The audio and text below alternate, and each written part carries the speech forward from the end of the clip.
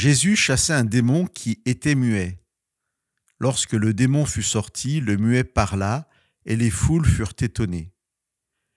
Mais quelques-uns dirent, « C'est par Béelzéboul, le prince des démons, qu'il chasse les démons. » Et d'autres, pour le mettre à l'épreuve, lui demandaient un signe venant du ciel.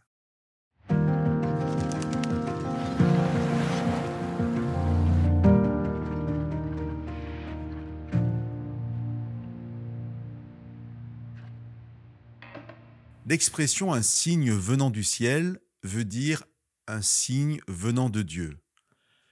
Parler du ciel évite de prononcer le nom de Dieu, ce qui était considéré comme un blasphème à l'époque. C'est la même préoccupation qui amène les Juifs dans les évangiles à parler du royaume des cieux à la place du royaume de Dieu. Ainsi, dans le texte que nous avons lu, il est en quelque sorte demandé à Jésus de prouver qu'il vient de Dieu par un signe du ciel, sans quoi les phénomènes dont il est à l'origine ne peuvent venir que du prince des démons. Être accusé sans fondement d'être démoniaque ou prouver qu'il vient de Dieu, voilà la seule alternative de Jésus.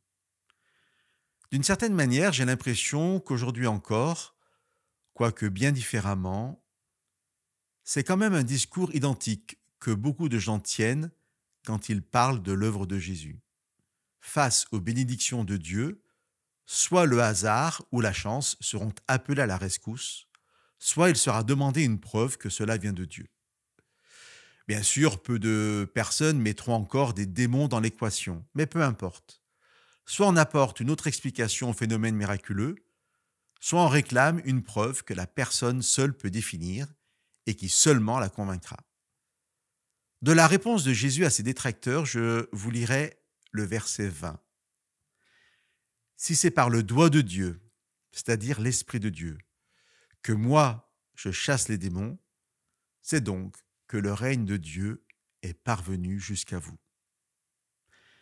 Chers amis, aujourd'hui encore, le discours sera le même qu'à l'époque et la réponse de Jésus aux sceptiques identique. Aujourd'hui encore, l'Esprit de Dieu agit et cette œuvre est visible aux cœurs de paix qui veulent la reconnaître. Mais ceux qui préfèrent douter douteront ou réclameront d'autres preuves qu'ils choisiront.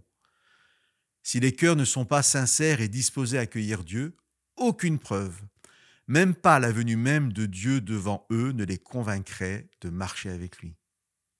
Chers amis, laissons nos cœurs être touchés par l'œuvre de l'Esprit de Dieu et soyons bénis par son œuvre dans nos vies.